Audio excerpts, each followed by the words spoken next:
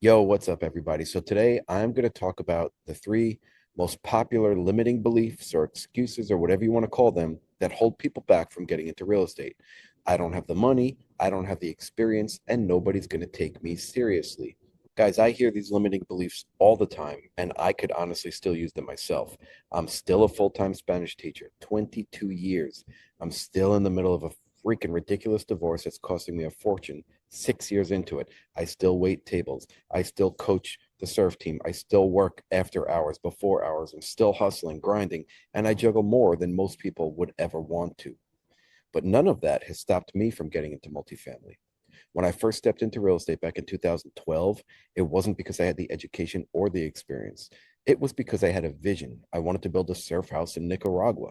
It was my passion, my love, my dream. I scraped together whatever I could and put that into a development project. I built a single family home in Nicaragua, never ended up going there. Crazy long story if you ever want to hear it, but sold it for a profit. And I figured it all out. I was able to get through and figure it out because that was part of my vision, part of my dream. And if multifamily real estate is part of your dream, you can figure it out too. That project opened up my eyes. It showed me that you don't need to have it all lined up. You don't need to be qualified in the way most people think you do. You need to have the courage to start, to commit, and to keep pushing through. That's what today's episode is all about. So let's break all of this down. We'll start with money.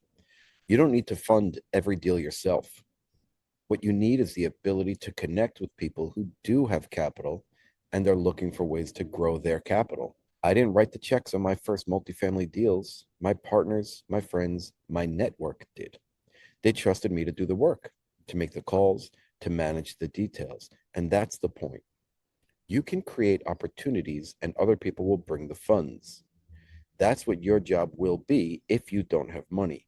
You need to connect the dots and find where you fit in. And for me, it was being the deal finder.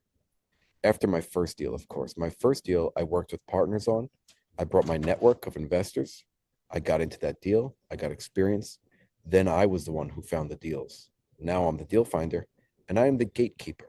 I hold the pass, the access to a deal if people want to get involved because I get the deals under contract. Let's talk about experience. You just have to find your role.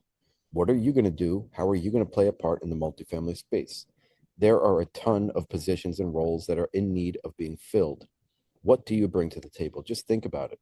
Take a step back, write it down, try to get a view of what the entire process is like. Maybe you're somebody who finds deals.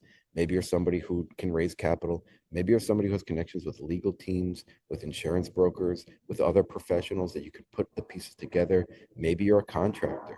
Maybe you're a property manager. Maybe that's your dream to be a property manager, a project manager, be on site.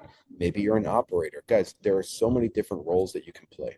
Maybe you're tech savvy. Maybe you have systems and processes that are already in place for your job or your own business or whatever it is. Bring these to the table, offer them up to a team of people. You might be in luck. Next up is experience. This one stops a lot of people. I haven't done a deal yet, so nobody will take me seriously. Yeah, maybe and probably, but at first you're allowed to lean on people's track record. That could be a mentor, a partner, or even a property manager who has been doing this thing for years. You don't pretend you know it all. You position yourself alongside people who already have that experience. And while you do that, you're now building your own credibility. Yeah, it's not going to happen overnight, and that's okay. It can take time, it can take a year, it can take more, whatever. But if you're really in this game and you want to be in this game for the long term, that's just the sacrifice you're going to have to make. Everybody starts off as a freshman in college, but everybody graduates with a degree. You have to do the same, and you have to have the same mindset when you're getting into multifamily. It's the same thing. You can't just go buy the biggest apartment building out of the gates with no experience. That's risky as hell and stupid. So I started the same way. I leaned on other people's track record. I worked with trusted operators for my first deal. I built my experience, my education through them. It was a 20-month hold.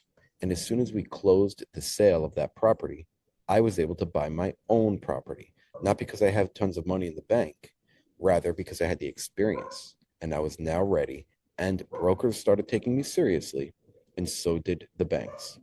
Hey, everybody, what's up? A lot of you ask me how you can get involved in multifamily real estate. Okay, I am now live on my Stan.store. I am going to teach you how to buy buildings, build empires. If you are serious about learning how to be a multifamily apartment investor, go to my Stan.store now. Stan.store/buy buildings. You can get my deal analyzer. You can get an equity split tool. You can get a strategy call. You can pre-order my entire course. Guys, I am live now. Get there. Let's buy buildings. Let's build empires. To recap the three limiting beliefs, we have lack of money, lack of education, and permission. So the third one, permission. This is the one nobody talks about, but it keeps people frozen. They're waiting for someone to tell them, okay, you're ready, go get him, tiger. But the truth is, nobody's going to say that, bro. Brokers aren't going to hand you credibility. Lenders aren't going to validate you. Sellers aren't going to pat you on the back. The only permission that matters is the permission that you give yourself. So let's talk about what you can do right now. Here are steps that you can take today if you're starting from scratch. Number one, proof of funds. Brokers may ask you for this.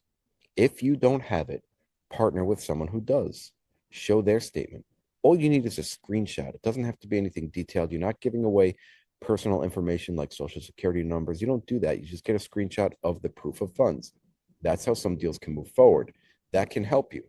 Put together a one-pager, a simple sheet with your name, your focus, what you're looking for. Make it clean, make it direct. Send it to brokers when you reach out to them, and that alone will put you ahead of many other investors.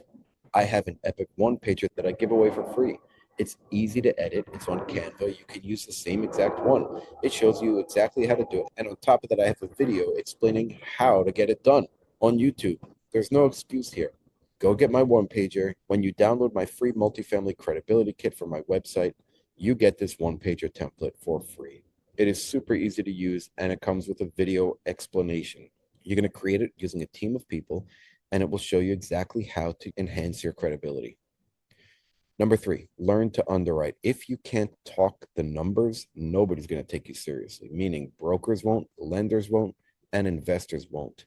Yeah, you might be buying the deal on your own, but that still doesn't solve the problem that you have to talk to lenders and you have to be able to talk to brokers. You'll end up overpaying if you don't know the numbers. So you have to learn to underwrite.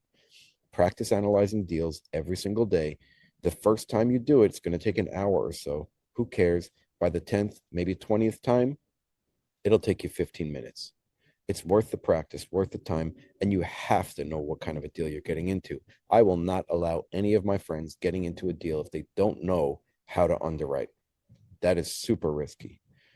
When you speak confidently about the numbers, the banks will listen, the brokers will listen. You have a much better shot of getting a deal closed. And number four, start lining up a team. Even before you close a deal, have people's names ready. A property manager who's willing to help you, an attorney you've spoken with, maybe a lender you've already spoken with, people that you're willing to have on your team. Maybe you have an asset manager ready. Maybe you have a contractor ready. Maybe you have somebody ready that's going to take over operations for you. There's so many different roles that need to be filled, and make sure you start talking to people and kind of getting a vibe for where they can fit on your team if you would like to have them on your team. So when a broker asks you who is part of your team or a lender asks you this, you got to have a real answer ready for them. So none of this requires your own money. What it requires, though, is time, focus, and the willingness to take initiative. So let's talk about the part that scares people. You're going to get rejected. You're going to sound unsophisticated. You're going to sound unpolished. You're going to sound like a loser a lot of times. You're going to get ignored, and that's fine. When I started, brokers didn't call me back. I sent emails into the void. I had lenders brushing me off, sellers laughing at my offers, investors never responding, me feeling like a loser. But I kept going. I treated every rejection as practice. Every no was getting me sharper for the next conversation, for the next yes. Most people quit here. They feel embarrassed. They feel discouraged. They feel like it's going nowhere. It's impossible. They feel like imposters and they stop trying. But the difference is simple. The ones who stick it out will eventually break through. The ones who wait until they feel ready never do anything. You're never going to be ready. Go mess up. Get out there right now, start making mistakes, and then recover from it. Get over it. Move on. If you really want to be in multifamily, just keep trying. I'm sure you've been in this path before. Maybe you found somebody you really wanted to go on a date with. You didn't just give up after they said no. Maybe you asked again and again, and maybe they said yes eventually, or maybe they kept saying no, but you didn't get discouraged. You kept trying because it was something that you really valued and really wanted to pursue. That's just a simple example. I'm sure you can think of your own examples to keep you going and keep you motivated. The point is, don't stop. If this is something you want to do, don't stop. And here's an example from my early days of investing. I was trying to get a deal on the contract.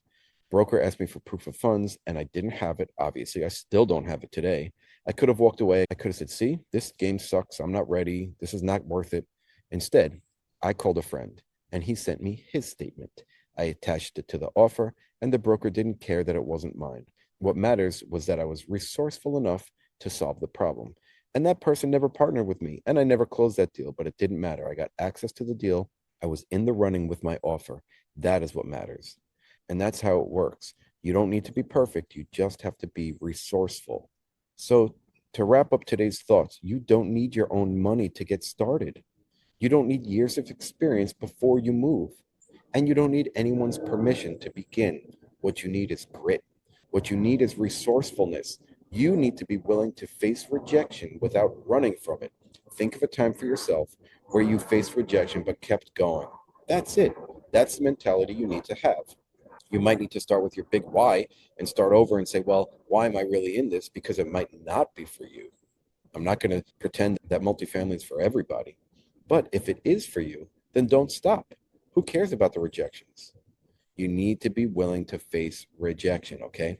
So I started this journey as a teacher, working extra jobs just to get by, and I still do. No money, and I still have no money to invest. I started with no resume, but I built that up. No one told me that I was ready, and I conquered that limiting belief.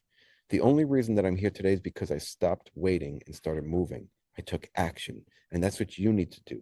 You need to take action. You need to fail forward. You need to continue trying, keep hammering away, swinging that axe. If you're sitting there and you're telling yourself you don't have what it takes, let this be the last day that you use that excuse, because I believe that you do have what it takes. Now let's get out there and let's prove it. I want you to offer on deals. I want you to get something closed. If you run into troubles, just reach out to me. You can now buy stuff from me on my Stan.store, Stan.store/buybuildings. I have so many resources available for you to purchase. And you can always join my free Facebook group, which is also Buy Buildings on Facebook. And you can join the community where we're chatting about multifamily real estate, breaking through challenges, helping each other out, and growing. Get out there. I love you guys. All right, and that's a wrap, Small Axe community. So I wanted to take a minute to say thank you so much for listening to the show. And if you liked it or got any value from it, it would really mean the world to me if you would share it with someone else and write a review. Remember, guys, keep sharpening those axes. Let's get out there. Let's crush it. Love you guys.